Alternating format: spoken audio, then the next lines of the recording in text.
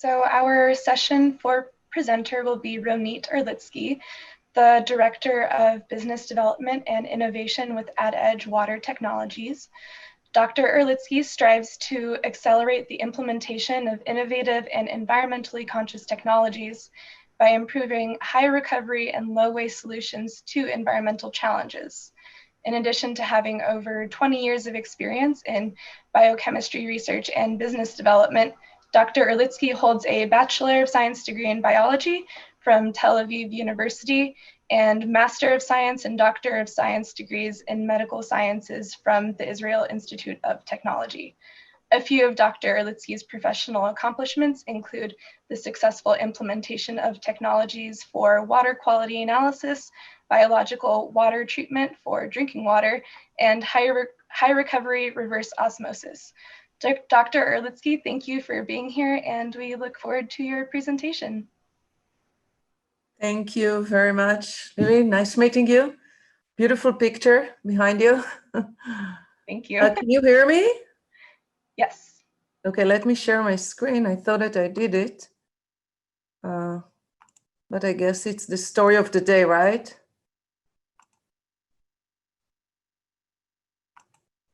Can you see it? Yes. Okay, great. So yeah, we're going to talk about high recovery desalination and how we rescue the community by helping them identify an alternative water source.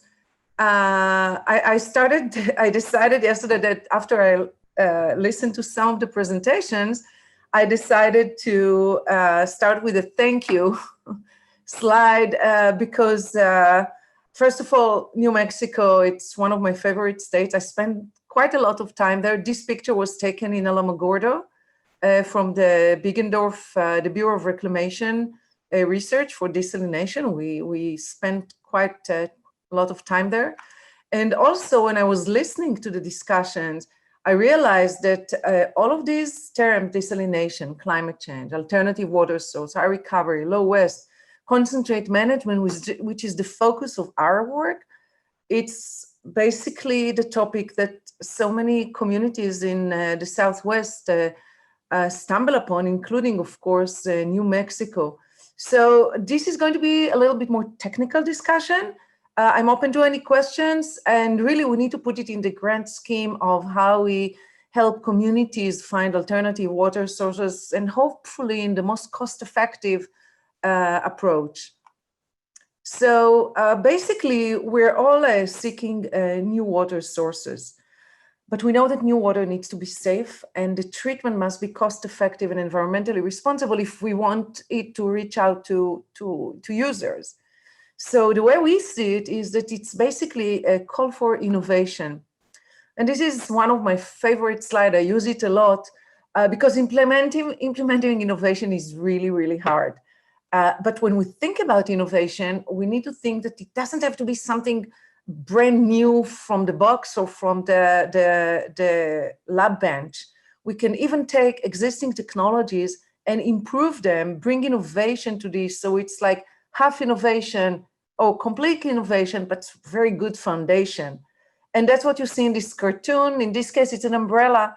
It's the same old umbrella, but it's definitely repurposed to collect water, as it's shown. But one very important piece of information that I also like to share is that an actual study that was done on existing water technologies concluded, and it was published in 2018, they concluded that it takes between 15 to 20 years in order for an idea to get to the early commercial adoption of a new technology. So we need to be patient, we need to be creative, and we need to know that finally we'll get there, but it takes time. Okay, just a few words about the work that AdEdge is doing. This is a treatment matrix, and what you see here on the left side is a list of contaminants by alphabetical order, and at the top row and it's color-coded, you see different treatment approaches. For example, the green will represent biological filtration for groundwater. I'm talking about not wastewater, but treating groundwater. In orange, all kinds of adsorption technologies. The yellow represent ion exchange approaches. The purple is RO and so on. But the idea, what many of us know, is that there are multiple treatment options, and every water quality is different, and we can craft the most cost-effective solution depending on the specific water quality. So with one technology, we can treat multiple contaminants sometimes, or we can take a few, or there are some methods to treat a single contaminant, and multiple design consideration will help us determine what's the best approach.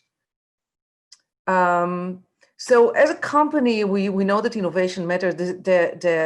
The company started with bringing to the market Bayoxide E33 for removal of arsenic. We have multiple installations for arsenic removal by adsorption. It was a project we had with the EPA, we had 12 collaborative projects. But since then, a lot happened, and we had H2O to recover backwash water. It's always important because there isn't never enough water. Biota and ammonia represent biological treatment for groundwater, which again, it's low waste and high recovery because we don't generate hazardous waste when we do biological treatment. And last, we added a few years ago a technology from a company in Israel called Rotec, and they do high recovery RO by flow reversal, which is the focus of this discussion. And we collaborate with them here in the US. Okay, so what about high recovery reverse osmosis? What you see in this table, and please focus on the white columns for now, it's a list of sites that were supposed to be conventional RO installations, but we designed them to be high recovery reverse osmosis, which is shown in the lighter orange column right in the middle. So you see that in blue, the recovery rate that is expected is much higher. So when we increase the recovery rate, we always have more permeate and significantly lower percentage of lower flow of the concentrate. And I'm sure that all of you, especially when we talk about new and brackish water and the need to commission wells, we know that the concentrate is always a problem. What do we do with this wastewater? It could be either from brine from ion exchange or concentrate from reverse osmosis. So reducing by 60%, 70%, 50% the volume of the concentrate facilitates the management of the concentrate. And another point to make is that it does generate savings.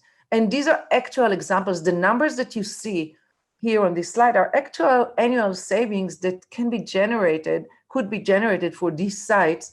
And it's significant for every community. Okay, so what do we know about flow reversal? It's a conventional RO with a patented twist.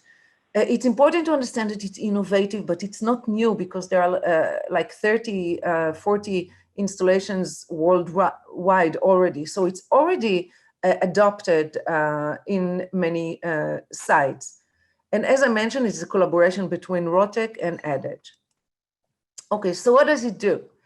The flow reversal basically prevents scaling. Scaling could be gorgeous under the electron microscope, as you see in the picture on the left, but in real life, it's quite ugly and inconvenient. So by reversing the, I'll explain how it works, we prevent scaling.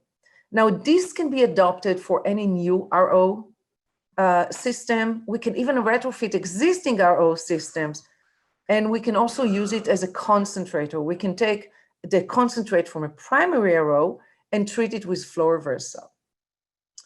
So many times, I want to talk first about the flow reversal in the US. So I'm going to present to you some information about this project. It's in Acton in Arizona. This is a full-scale flow reversal system, and I'll explain why it was important for them to do high recovery. This is in a beverage plant in California.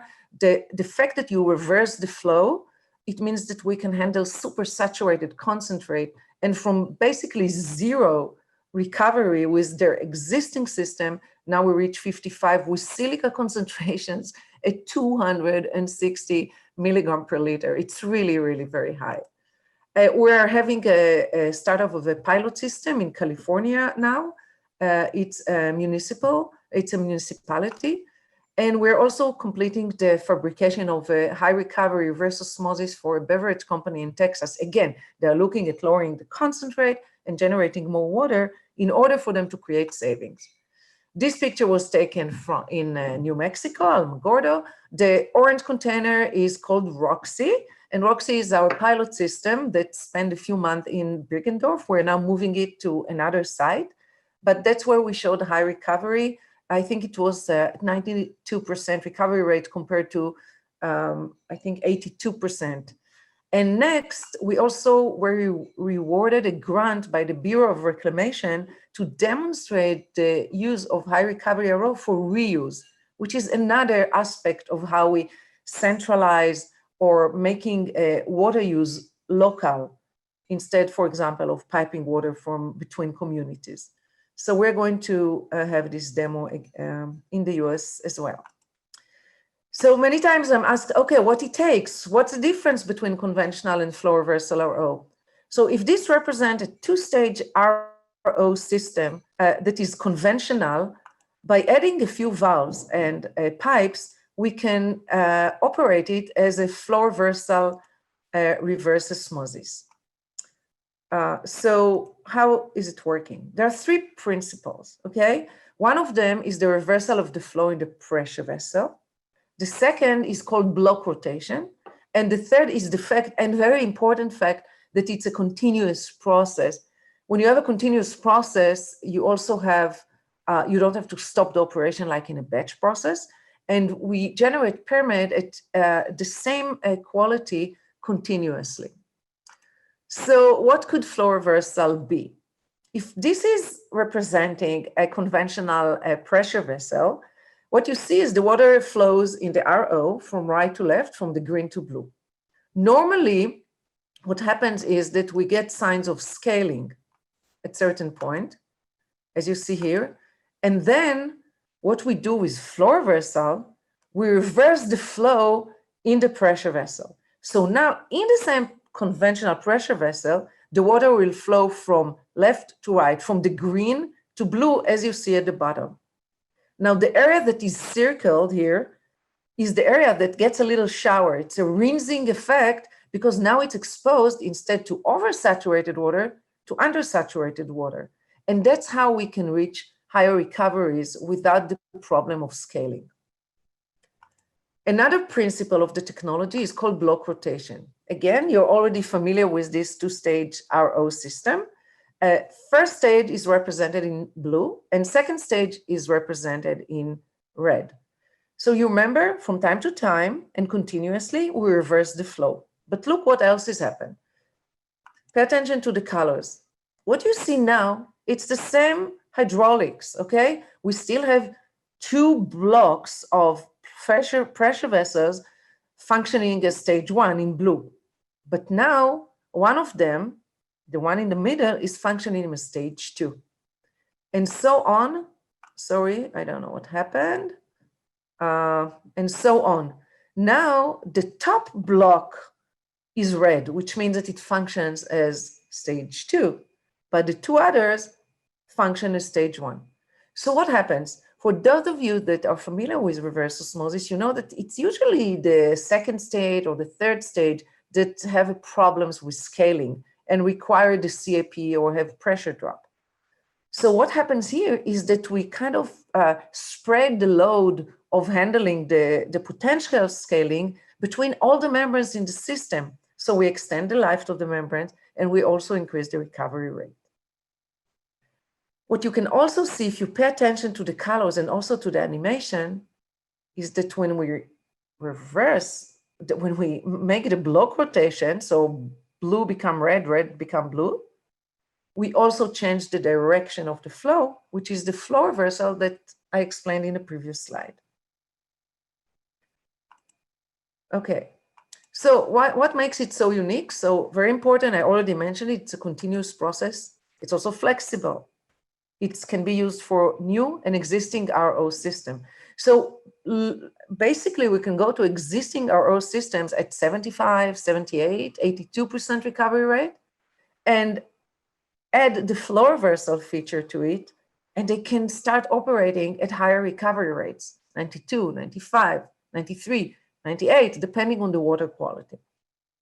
Another aspect that is important is the fact that no proprietary equipment is being used. We use whatever is available in the market for reverse osmosis. So if you remember the slide with the umbrella, we're actually improving the operation of very well-established technology, which is reverse osmosis. And that's why another feature is the fact that you don't need special training for the operators. And again, operators that are not motivated don't get excited about innovation. So it's easier to approach them with something that is quite familiar. We believe that there is low risk because the flow reversal at any point of time can be changed back to conventional operation by a click of the button. It's a program. We also found out that it's reducing biofouling. And just think about it, the shearing forces of reversal of the flow, the fact that we change the osmotic pressure, it impacts the ability of the bacteria to proliferate. And last, because we reduce scaling, we also save on chemicals and we extend the membrane, the life of the membranes. But the important thing is what we do with it, okay? And I think that it's very relevant to this conference. I'm going to tell you a story which is about people that drink water. It's about a community. It's about limited water sources. It's about surface water versus groundwater, or not versus, maybe together. It's about water quality. It's about multiple contaminants, cost effectiveness, about innovation, and a lot about a very tight schedule. So this community, the Acton community of the Maricopa Indian Reservation in Arizona, it's a nice community that is able to diversify their economy. So they have anything from agriculture, of course, casino, transportation, they own an airport, they have a golf club, and they even have an entertainment complex. And the nice thing is that they're continuously investing resources in improvements. So they have a relatively new fire station, water reclamation facility, and surface water treatment plant that since 2012.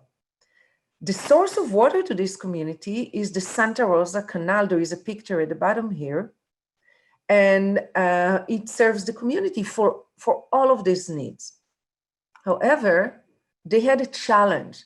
In November 2019, they expected a shutdown of the single source of water, which is the Santa Rosa Canal. So how do you address this situation? And they were notified about it in April of 2019, and they had to be ready in 6 months in the beginning of November last year. So the possible solution for them was to recommission an existing idle well that generated 800 gallons per minute water. The challenge that they have from water quality aspect is the fact that there were multiple contaminants in the water. And schedule challenge, of course, there was only 6 months to think about it, to design it, to build it, to install it, and to commission the system. It's a very short period of time. So at the bottom, you see the contaminants that were in the water: nitrate, uranium, iron, and TDS. All of them are above the MCL, as you see in the blue color. Uranium was at the MCL, so it wasn't really a target, but it was in the water. Now, the combination of these contaminants drive the decisions about the final design of the system, and it includes considering the footprint. Is it simple to operate, complicated to operate, OPEX, CAPEX? What do we do with the waste stream? How do we manage it? So after elaborating this with the engineer and the community, we came to the conclusion that the most ideal way would be to have a two-stage treatment system, which involves the removal of iron by an oxidation filtration process or sorption filtration, if you want to call it like that, which is the more accurate term, followed by high recovery RO, which is flow reversal. Now, why high recovery was so important? they were going to expand their evaporation pond. They had a two-phase expansion plan for the water source resources. So by adopting the high recovery flow reversal RO, they could produce more water, sorry about it, 88% recovery rate versus the expected 75% recovery rate with conventional RO, but they also reduced the concentrate volume by 50%. This is a lot. So until the evaporation pond is being built, they could still somehow take this 50% lower volume of waste stream to their wastewater treatment plant, and also use the existing evaporation pond if needed, because it's only 50% of what was expected. Definitely, it will also shrink the size of the future evaporation pond. And in addition, of course, we could handle 3 different contaminants plus the pre-treatment. These are just some additional information about the design of the RO system. I can answer questions later. I wanted to talk about fit to purpose.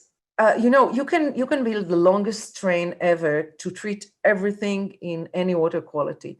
But what we see here is that we advise them to take this 800 gallon per minute and bypass 250 gallon per minute and treat with the reverse osmosis only 550 gallon per minute.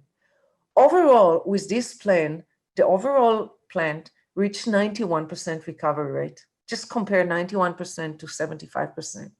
At the bottom of the slide, you see the progress that we made since September until October 30th in 2019, when the system was ready to provide water to the community.